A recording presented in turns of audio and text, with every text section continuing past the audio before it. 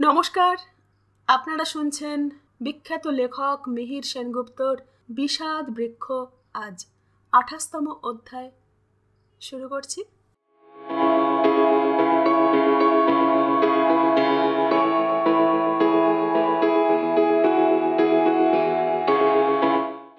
সামাজিক অবস্থা যখন এরকম এক ইলুতে ধরনের রাস্তা ধরল, তখন আমি এক নাগাড়ে 8টি মাস মাস্টারমশাইয়ের বাড়িতে কাটালাম।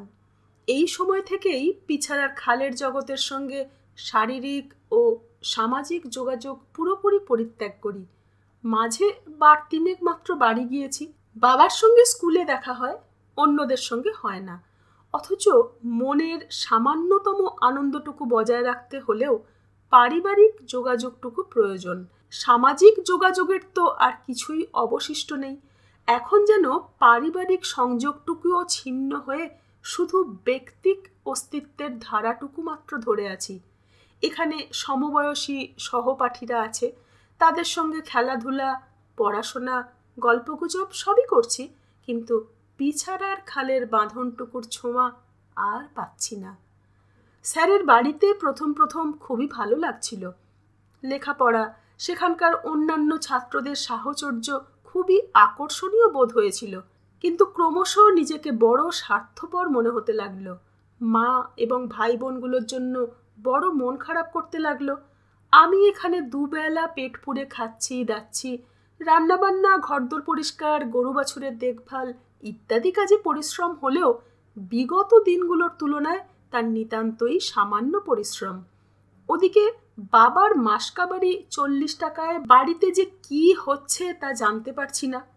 ছোটন মাঝে মাঝে এসে স্কুলে খবর দেয়, অবস্থা ভালো না। আসলে আমার এবং ছোটনের রোজগার তখন বন্ধ। মাত্র 2 বছর আগে দুর্ভিক্ষ গেছে। বাড়িতে আসবাবপত্র কিছুই প্রায় অবশিষ্ট নেই, সব কিছুই বিক্রি বাটা শেষ। মাস্টারমশাইকে সব খুলে বললামও একদিন, আর অনুমতি চাইলাম কয়েকদিন বাড়িতে গিয়ে থাকার। মাস্টারমশাই জানতে চাইলেন পড়াশোনার কি হবে। আমার নিজের বইপত্তর নেই, অন্য যারা পড়তে আসে তাদের বই পড়ি। বাড়িতে গেলে সে সুযোগ হবে না, কিন্তু অবস্থা এমন যে আমার না গেলেই নয়। আবার এও ভাবছিলাম যে পড়াশোনার এখানেই ইতি কিনা, কারণ বাড়ির আর্থিক অবস্থা সামাল দিতে গেলে ছোটন আর আমাকে আবার আগের দিনগুলোর কাজকর্মতেই ফিরে যেতে হবে। ফাইনাল পরীক্ষার আর বিশেষ দেরি নেই। সব কথা শুনে স্যার খুব গম্ভীর হয়ে গেলেন। বুঝলাম তার রাগ হয়েছে। এসব ঝঞ্ঝাটের কথা তিনি পছন্দ করেন না। তাছাড়া বাবার ওপর তার ক্রোধ। কি না, খাওয়াইতে পারে না এতগুলো পোলামাইয়ের কি দরকার, আবার বিড়ি সিগারেট খাইয়া পয়সা নষ্ট করে। সেকালে পরিকল্পিত পরিবার বিষয়ে কোনো সরকারি কার্যক্রম শুরু হয়নি। তখনকার দিনে অধিক সন্তান বিরূপ সমালোচনার বিষয় ছিল না। তাই মাস্টারমশাইয়ের রাগের কারণটি আমি বুঝতে পারলাম না। কিন্তু মাস্টারমশাই গম্ভীর, কোনো কথা বলেন না। গরু বাছুর নিজেই মাঠে নিয়ে যান, আমার হাত থেকে দড়ি কেড়ে নিয়ে হট হট হট করে তাদের মাঠে নিয়ে ঘাস খাওয়ান, চড়িয়ে আনেন। রান্নাবান্না আমিই করি, কিন্তু খাওয়ার সময় আমাকে ডাকেন না। এক ফাঁকে খেয়ে নিয়ে টঙের ঘরে গিয়ে শুয়ে পড়েন। আমার খুব কষ্ট হতে থাকে। আমার সংকট একসময় তীব্র হলো। বাড়ির অসহায়তার ব্যাপারটা বাবার ওপর পুরোপুরি ছাড়ার কথা ভাবতে পারছিলাম না। বাবা উদাসীন প্রকৃতির মানুষ। ঘটনার তীব্রতার সময় তার উদাসীনতা আরও বৃদ্ধি পায় এমন জানি। ঘরে চাল না থাকলে তিনি গুরু যা করেন বলে এখনো নিশ্চিন্ত থাকতে পারেন। এটা তার মৌলিক চরিত্র। যদিও মাস্টারি শুরু করার পর থেকে তিনি বেশ কিছুটা দায়িত্বশীল হয়েছেন, তথাপি ব্যাপক বিপর্যয়ে পূর্বপন্থাই অবলম্বন করে থাকেন। গুরু কৃপাহি কেবলম। স্যারের বাড়ি মটকি ভরা চাল, পুরনো চাল। বছরের শেষেও তা শূন্য হয় না। নতুন চাল অন্য মটকিতে। আমি যদৃচ্ছ ব্যবহার করছি, পেট পুড়ে খাচ্ছি। বাড়িতে চালের দীনতা ভয়াবহ।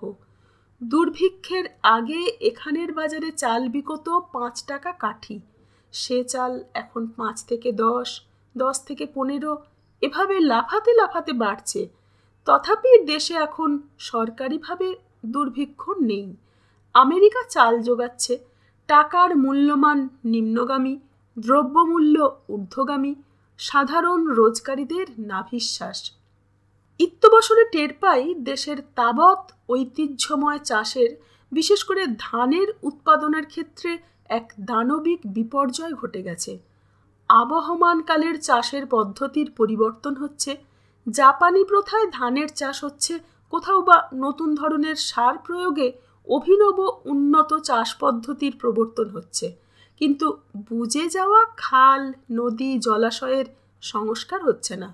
উন্নত চাষ প্রথার সার্বিক ব্যাপক প্রয়োগের উপরিকাঠামো নেই। ফলে কিছু ক্ষেত্রে উৎপাদন বাড়লেও সার্বিকভাবে বাড়ছে না। মানুষের অভাব, দারিদ্র্য বেড়েই যাচ্ছে। ঐতিহ্যগত ধান যেমন আউশ, কার্তিক দল, আগুনি, বালাম এইসব অপসৃত হয়ে IR8, ইরি, অমুক তমুক ইত্যাদি কুৎসিত নামের ধানেরা এসে মাঠ জুড়ে অধিষ্ঠান করছে। যাদের জমিতে এসব হচ্ছে তারা সব বৃহৎ চাষি। তারা কিছুকাল এই লাভের ফসল ঘরে তুলল, কিন্তু সামগ্রিক ক্ষেত্রে এর প্রয়োগ না হওয়ায় ঐতিহ্যের ফসলও নষ্ট হলো, আবার উন্নয়নও মাঝপথে মুখ থুবড়ে পড়ল। রাষ্ট্রনেতারা বা উপযাজক উপকারীরা কেউই আমার কৃষককুলকে আধুনিকতায় পৌঁছে দিতে সক্ষম হলো না। ব্যাপারটা যে এরকমভাবে হয় না তা আমাদের দেশের কর্তারা বুঝলেন না, তাদের বিদেশি প্রভুরা বোঝাতে চাইলেন না। আমাদের বাড়ির চৌহদ্দিতে যেটুকু ধান জমি ছিল তার উপজের কিছু অংশ তখন আমরা পেতাম। তাতে মাস দুয়েকের মতো চালের সংস্থান হতো। জ্যাঠামশাইয়ের সংসারের সদস্য সংখ্যা কম, তাদের খুব একটা অসুবিধে ছিল না, কিন্তু আমাদের ভাগের ওই মাস দুয়েকের সংস্থান এবং বাবার 40 টাকায় মায়ের পক্ষে এতগুলো প্রাণীর আহার, বস্ত্র সংস্থান করা প্রায় অসম্ভব ছিল। এদিকে মহাবিভ্রাট। মাস্টারমশাই আমাকে কিছুই বলছেন না। আমি তার আদেশ না পেলে বাড়ি যেতে পারছি না, এখানেও পড়াশোনায় মন দিতে পারছি না। মাস্টারমশাই আমার ওপর রাগ করে আমাকেও পড়াচ্ছেন না, অন্যদেরও দেখছেন না। এই সময়টায় তাকে আমার বড় নিষ্ঠুর এবং অত্যাচারী বলে মনে হচ্ছিল। সেসব কথা অবশ্য এখন মনে পড়লেও নিজেকে বড় অপরাধী বলে মনে হয়। যিনি আমার জ্ঞানাঞ্জন শলাকা সেই মহান পুরুষকে তখন কত অন্যায়ভাবেই না মনে মনে স্বার্থপর, অত্যাচারী এবং নিষ্ঠুর বলেছি, তার মানসিকতাকে বোঝার কোনো চেষ্টাই তো করিনি। এরকম সময় একদিন তাকে আবার ধরলাম। বললাম, আপনি আমার ওপর রাগ করে আছেন। আপনে না আদেশ দিলে তো আমি বাড়ি যাইতে আছি না, আমি কি করমু কয়েন? মাস্টারমশাই সংক্ষেপে বললেন, আইজ স্কুলে তোমার বাবার লগে কথা কমু, তারপর দেখি। বাবার সঙ্গে আমার বাক্যালাপ কোনো কালেই খুব একটা বেশি হতো না। শিক্ষকতা গ্রহণ করার পর তার যে পরিবর্তনটি ঘটেছিল তাতে আগের মতো তিনি উদাসীন ছিলেন না বটে, তবে খোঁজ খবরও খুব একটা করতেন না। এজন্য বাড়ির অবস্থার কথা তার সঙ্গে আলোচনা করা কখনোই হতো না। শুধু অনটনের ভার তীব্র হলে মাস্টারমশাইয়ের কাছ থেকে 10-20 টাকা ধার করতে বলতেন। মাস্টারমশাই এ কারণে যার পর নাই বিরক্ত হতেন। বাবার সামনেই তিনি তার সমালোচনা করতেন এবং প্রায় ধমকাতেন। বাবা তাকে অসম্ভব শ্রদ্ধা করতেন এবং তার শিশুসুলভ স্বভাব জানতেন বলে কিছু গায়ে মাখতেন না, বরং নানান ঠাট্টা ইয়ার্কির কথা বলে তাকে আরও চটিয়ে দিতেন। মাস্টারমশাই তখন বাবাকে অন্য মাস্টারমশাইদের সামনে আক্রমণ করে প্রশ্ন করে যেতেন, যেমন, অত সিগারেট খায়েন কেন? বদ অভ্যাস, হেয়া ছাড়া অম্বুরি তামুকটা তো এখন আর জোড়াইতে পারি না, আর হেয়া সাজনের লাইগা চাকর বাকরও নাই এস্টেট যাওয়ার পর থিকা। আপনে আসলেই জমিদারের অপদার্থ পোলা, এস্টেটের পয়সা খালি উড়াইছেন, অথচ পোলাপান তো মানুষ করার ব্যবস্থা রাখেন নাই, হারা জীবন খালি বাবুগিরি করছেন। কথাটা মিথ্যা না, তয় ব্যবস্থা যদি কিছু রাখতাম হেলে পোলাগুলোও আমার মতোই অপদার্থ হইতো মনে হয়। আপনি আমার লগে ফাইজলামও করতে আছেন না? আমি কইলাম, serious. I strongly despise your whimsical lifestyle. You must think for your children. Don't you see that they are suffering? হেয়ার লাইগাই তো কই, আপনি সেক্রেটারিরে কইয়া আমার 40 টাকাটারে 140 করইয়া দেন। ইউ আর দ্য রেক্টর, আপনার কথার একটা দাম আছে। স্কুলের হে ক্ষমতা নাই। তাইলে আর কি করন, তয় তো মাঝে মাঝে আপনার 10-20 টাকা ধার দিতেই হইবে। বলে বাবা তার পকেটে হাত ঢুকিয়ে টাকা নেওয়ার ভঙ্গি করতেন, কিন্তু তার পকেট থেকে হয়তো বেরোতো একগাছা পাটের দড়ি। বাবা সব মাস্টারমশাইদের সেটি দেখিয়ে বলতেন, দেখেন আপনারা, স্যারের পকেটে পাওয়া গেছে। দড়ি লইয়া কি করবেন? গলায় দড়ি দেবেন? আসলে স্কুলে আসার সময় হয়তো একটি গোবৎসকে মুক্ত করে দড়িগাছা পকেটেই রেখেছিলেন, তখন তা ধরা পড়ে রগড়ের কারণ হয়।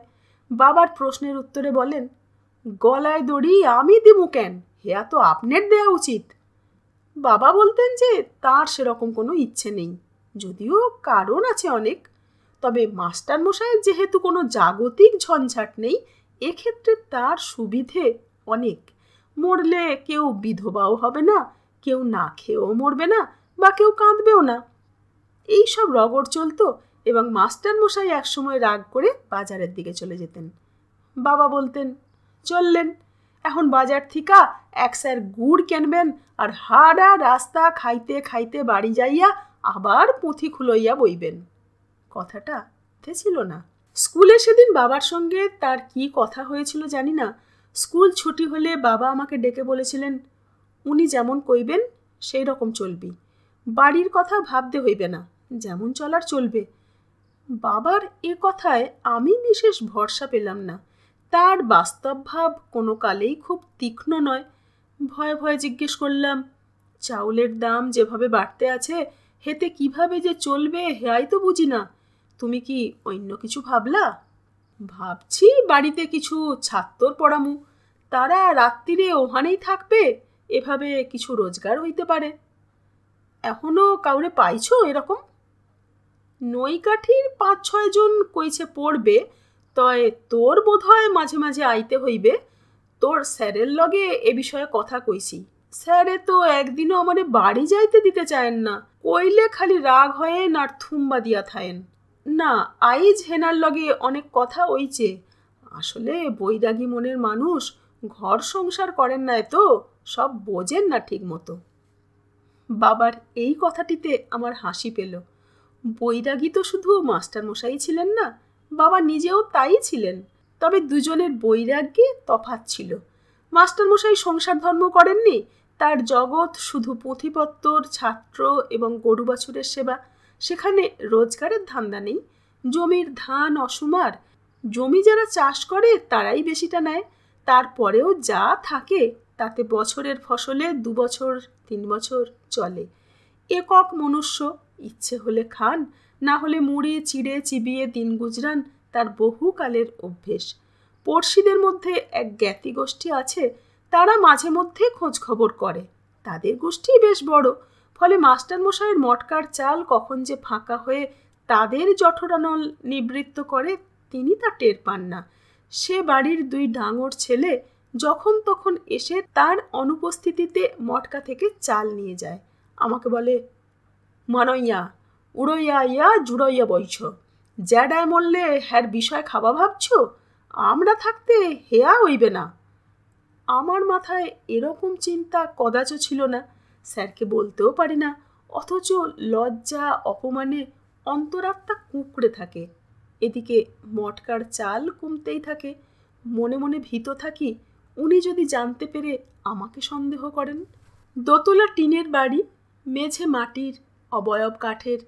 মাটির মেঝেতে পোঁতা 3-4টি মটকায় চাল। সেখান থেকে তোলো, সিদ্ধ করো, কিছু ব্যঞ্জন বা পুকুরের মৎস্যাদি সহযোগে খাও, এমতো অবস্থা। গৃহে কোনো রমণী না থাকায় বাড়িটার কোনো ছিঁড়িছাড় নেই। মেঝে শেষ কবে যে লেপা হয়েছিল তার ইতিহাস বোধ করি গৃহকর্তাও জানেন না। বর্তমানে, অর্থাৎ তখন আমি সব সামলাবার দায়িত্বে। বাড়িতে ঢোকার মুখে একটি পুকুর, যা তখন ডোবারই সামিল। সেখানে শিং, মাগুর, কই, খোলসেদের স্বাভাবিক আবির্ভাব এবং তিরোভাব। সেখানে গ্রীষ্মে আবার নিদারুণ শুষ্কাবস্থা, তাই মাস্টারমশাইয়ের বিধি ছিল জলাভাবে মৎস্যদের উত্তোলন তথা মটকায় জীয়ন, মাঝে মাঝে সুযোগ মতো ভক্ষণ, অবশিষ্টদের আবার বর্ষাগমে ডোবা জল ভর্তি হলে পুনরায় যথাস্থানে স্থাপন। সেই সময় তাদের শারীরিক আকার এতই করুণ হতো যে ভক্ষণ করার কথা কেউ ভাবতেই পারত না। মাছগুলোর গোটা শরীর একটা পাতলা চামড়ায় ঢাকা কঙ্কাল বিশেষ হতো এবং তাদের মাথাগুলোই শুধু তাদের অস্তিত্বের সাক্ষ্য দিত। এদের জন্য মাস্টারমশাইয়ের বেশ একটা আহা আহা ভাব ছিল। তার বৈরাগ্যের স্বরূপ ছিল মতো। বাবার বৈরাগ্যের ধরনটি আলাদা। তার সংসার ধর্ম সাতিশয়ে প্রবল। সন্তান সন্ততিতে আমরা ভাই বোনেরা 13 জন। তার 2 সংসারের বৃত্তান্ত আগেই বলেছি। 50-51 দাঙ্গার অব্যবহিত পরেই আমার সহোদর জ্যেষ্ঠদের, জ্যাঠামশায়ের সন্তানদের শেষ 2 পুত্র বাদে অন্যদের এবং আমাদের দিদিকে নিয়ে বুড়ি পিসিমা এবং জ্যাঠামশাইয়ের মা কলকাতায় পাড়ি দেন। জ্যাঠামশাইয়ের সন্তানদের মধ্যে ছিলেন 3 দিদি, একজন দাদা এবং তার ছোট কন্যা। আমাদের দিদিরা সর্বমোট 4 জন, সবাই বিবাহযোগ্যা। আমার ছোট দাদা সেবার ম্যাট্রিক দেবেন বলে বছরখানেক বাড়িতে ছিলেন। পাশ করে তিনিও কলকাতা চলে যান। কলকাতায় তখন বড় দাদা রেলের চাকুরে। সার্কাস রেঞ্জের একটি বাড়ির গোটা তেতলাটি জুড়ে তখন আমার 2 কাকা, এক কাকার পরিবার এবং যারা বাড়ি থেকে গেলেন তারা থাকতেন। এই পরিবারের কর্তৃত্বে বুড়ি পিসিমা দীর্ঘকাল রাজ্যপাট করেন। এর কথা ইতিপূর্বে বলা হয়েছে। ইনি শতবর্ষ অতিক্রম করেও সুস্থ মস্তিষ্কে বেঁচেছিলেন এবং জীবনের শেষ দিন পর্যন্ত পরনিন্দা, পরচর্চা, ছোটদের উচ্ছন্নে যাওয়া ইত্যাদি বিষয়ে বিস্তর আক্ষেপাতি করে গেছেন। সে অনেক কথা বলার দরকারও নেই বিশেষ। শুধু এটুকুই বলি যে এই ব্যাপক একান্নবর্তী পরিবারের কর্তৃত্বের মধ্যে অদৃশ্য দাবার ছক সাজানো ছিল, পারিবারিক রাজনীতির দাবার ছক। সেই খেলায় বড়েরা হামেশা প্রতিপক্ষের অন্দরমহলে ঢুকে মন্ত্রী হয়ে সব অসাধ্য সাধন করেছেন। শুধু মাঝপথে আমার নেলাখাপা দাদাগুলো বাজে বিচ্ছিরি চালে 2-1 ঘর এগিয়েই কুপোকাত। ফলে একটা সময় সার্কাস রেঞ্জের ওই তেতলার ছকের বাইরে খোলা রাস্তায় তারা নিজেদের নিতান্ত এতিম হিসেবে দেখতে পায়। তারপর ভাসতে ভাসতে কখনো এঘাট কখনো ওঘাট করে নোঙর ফেলার চেষ্টা করতে থাকে, কিন্তু কোথাও হালে পানি পায় না।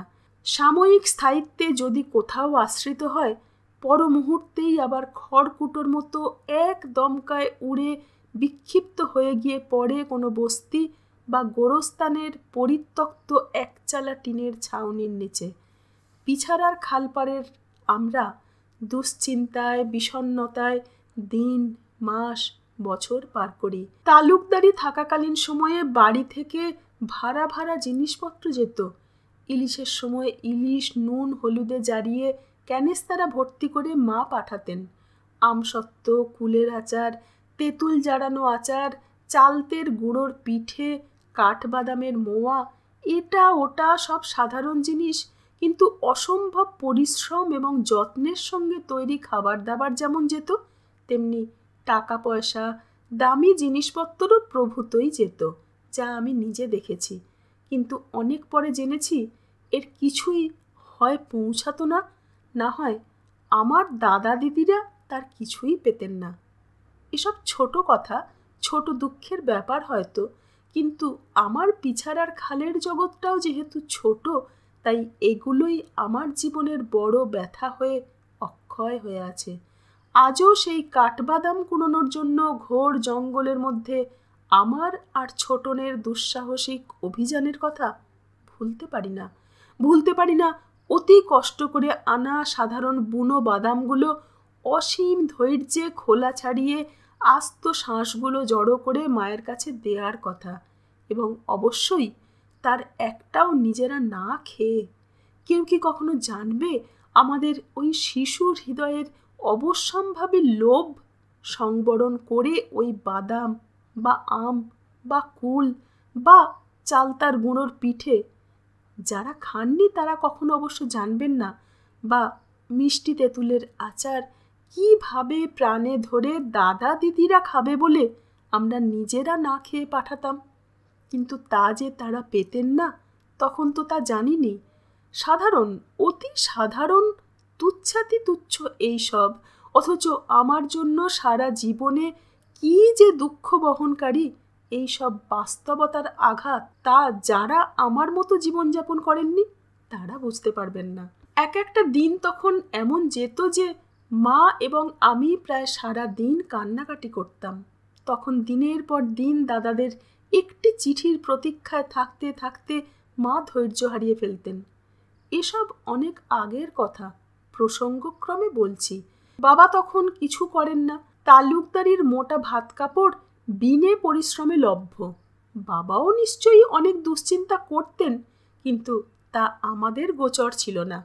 পিছাড়ার খাল পাড়ে বসে মা একা একা কাঁদতেন তার দেশ ছেড়ে যাওয়া সন্তানদের জন্য, কিন্তু তার এই দুঃখের জন্য, দুর্ভাগ্যের জন্য কাউকেই দায়ী করতেন না, না পরিবারের পুরুষদের, না রাষ্ট্রনেতাদের। অথচ একসময় নাকি স্বদেশীওলা নানান নেতা তার হাতের রন্ধন খাইয়া তারিফ করে গেছেন। সে যাগ্গে, যেদিন কোনো চিঠি আসতো কারো এবং সংবাদে থাকতো যে তারা ওখানে ভালো আছে, সেদিন মায়ের রূপ যেন উছলে পড়ত, আর আমিও খুব উদ্দীপ্ত বোধ করতাম। এইসব দিনগুলো ছিল আমাদের উৎসবের দিন। সেসব দিনে মায়ের গানের গলা অসাধারণ খোলতাই হতো, মেজাজ হতো ফুরফুরে, প্রায় রানী মহারানীদের মতো। পাড়া প্রতিবেশীরা মায়ের উচ্চকণ্ঠের গান শুনতে পেত। পাগলা মনটারে তুই বাঁধ, তারা বুঝত আইজ শ্রীমতী লাবণ্য প্রভা তেনার পোলাগো চিঠি পাইছেন। আমার মায়ের নাম লাবণ্য প্রভা। তা সেসব দিনগুলোতে আমি মায়ের লাবণ্য উছলে উঠতে দেখেছি। বাবাও তখন যেন উদ্যোগী হয়ে ভবিষ্যতের নানান সম্ভাব্য অসম্ভাব্য প্রকল্প নিয়ে মায়ের সঙ্গে আলাপ আলোচনা করতেন। তখন অভাব তুঙ্গে গেলেও তাকে গ্রাহ্য না করার মতন একটা সাময়িক শক্তি যেন আমরা সংগ্রহ করতে পারতাম। তালুকদারি থাকাকালীন সময়ে বাবা মাঝে মাঝে দাদাদের কাছে যেতেন কলকাতায়, জ্যাঠামশাইও যেতেন, কিন্তু আশ্চর্য, তার মার বা বড় মার যে তাদের সন্তানদের দেখার ইচ্ছে আদৌ হতে পারে, বা এ যে তাদের পক্ষে একটা বিষম কষ্টের ব্যাপার, এ কথা কোনো দিনও বোধ করেন। আরও আশ্চর্য হচ্ছে এই যে মা বা বড় মা মানে জেঠিমাও তাদের স্বামীদের কাছে এরকম কোনো প্রত্যাশায় প্রত্যাশী হবার মানসিকতায়ও ছিলেন না। যেন তারা দেখে এলেই সব ঠিক আছে, তাদের যেন এরকম কোনো আকাঙ্ক্ষাও ছিল না। তখনকার দিনে আমার পিছাড়ার খালের জগৎটাই এরকম ছিল। যখন মধ্যস্বত্ব লোপ আইন পাশ হলো, যখন আমরা আর জ্যাঠামশায়েরা পৃথগান্য হলাম, যখন আমাদের প্রকৃত দারিদ্র্য শুরু হলো, তখন থেকে বাবার আর কোনো উপায় থাকলো না দাদাদের কাছে যাবার। তখন তিনি, তোমারই ইচ্ছা হোক পূর্ণ করুণাময় স্বামী, দাও দুঃখ যত পারো সকলই সহিব আমি, এরকম উচ্চারণে অসীম এক বৈরাগ্যে মগ্ন হলেন। এই সময়টা থেকেই মা আমার ওপর আস্তে আস্তে নির্ভরশীল হতে লাগলেন। সংসারের দায়িত্ব ক্রমশ আমার ওপর ন্যস্ত হতে থাকলো। কিন্তু দাদাদের বিচ্ছেদজনিত কারণে মায়ের যাবতীয় ভাবনা চিন্তা এবং ভালোবাসা তাদেরই দিকে প্রবাহিত থাকলো খুব স্বাভাবিক কারণে। আমি এবং ছোটন এ কারণে কোনো দিনই সেই সময় বাবা বা মায়ের ভালোবাসার, আদরের বা একটা স্নেহার্ত বচনের আস্বাদও পাইনি। ছোটরা তখন এতই ছোট যে এ সমস্যা তাদের বোধেই আসেনি। অবশ্য এজন্য আমরা বা মা বাবা কেউই দায়ী ছিলাম না। এ ছিল দেশভাগ, খণ্ডিত স্বাধীনতা এবং কোনো পুনর্বাসন ব্যতিরেকে মধ্যস্বত্ব বিলোপের পুরস্কার আমাদের সকলের জন্য। শুধু আমার পরিবারই এই পুরস্কারের আধিকারিক ছিল না, এরকম অনেক পরিবারই ছিল। প্রসন্ন কুমার স্কুলে ভর্তি হবার পর যখন মাস্টারমশাইয়ের বাড়িতে ব্রহ্মচর্যে স্থায়ী হলাম, তখন থেকে আমার মায়ের সঙ্গে আমার বিচ্ছেদের শুরু। সাংসারিক দিক থেকে তা যেমন অসুবিধেজনক ছিল, মায়ের এবং আমার মানসিকতার পক্ষেও তা অসম্ভব ক্লেশকর হয়েছিল। যখন মায়ের কাছে মাঝে মধ্যে যেতাম তখন ব্যাপারটি বুঝতে পারতাম। এই সময়েই মায়ের ভালোবাসার গাঢ়তা আমার অনুভবে এলো। স্যারের বাড়িতে প্রায় মাসখানেক থেকে প্রথম যেদিন বাড়ি গিয়েছিলাম, সেদিনটা ছিল আমার জীবনের এক আশ্চর্য দিন। ছোট ভাই বোনগুলো উঠোনে খেলছিল। শীতের পড়ন্ত বেলা। স্কুল শেষে বাবার সঙ্গে ফিরেছিলাম। আমাকে দূর থেকে আসতে দেখে ভাই বোনগুলো পাখির মতো কোলাহল করে উঠেছিল। ছোট বোন দুটো টলমল করতে করতে এসে ঝাঁপিয়ে কোলে চড়ে বসল। আমার কীরকম যেন কান্না পাচ্ছিল। ছোটন, তার পরের বোনটা এবং আর দুটো ভাই বোন তাদের অসংখ্য জমানো কথা বলে যাচ্ছিল। তার মধ্যে কত নালিশ, কত অভিযোগ। আমি সবাইকে আগলে নিয়ে যখন ঘরে ঢুকলাম, মা এক আশ্চর্য আদরে আমাকে জড়িয়ে ধরে গায়ে মাথায় হাত বুলিয়ে দিচ্ছিলেন আর কাঁদছিলেন। সে এক ব্যাপক কাণ্ড। জীবনে এরকম স্নেহাদর সেই প্রথম। সেদিন আমি প্রকৃত বুঝেছিলাম দূরে থাকার কারণে মা আমার জন্য কতটা উদ্বিগ্ন। যারা আরও দূরে, তাহলে তাদের জন্য তার উদ্বিগ্নতা আরও কত গভীর। এখনকার বোধে মনে হয় আমার মায়ের অনুভূতির জগৎটাই ছিল তখন প্রায় একটা বোবা পশুর মতো, বিশেষত তার সন্তানদের বিষয়ে। সে অনুভূতি তার নিতান্ত সাহচর্যে না থাকলে বোঝা সম্ভব ছিল না। আমি দূরে কিছুদিন থাকার পর কাছে এলে এই অনুভূতির স্বরূপ বুঝতে শিখলাম। আমরা এর আগে কখনো নিজেদের অনুভবগুলো একে অন্যের কাছে প্রকাশ করতে পারতাম না। শুধু একের কান্না দেখে অন্যে কাঁদতাম।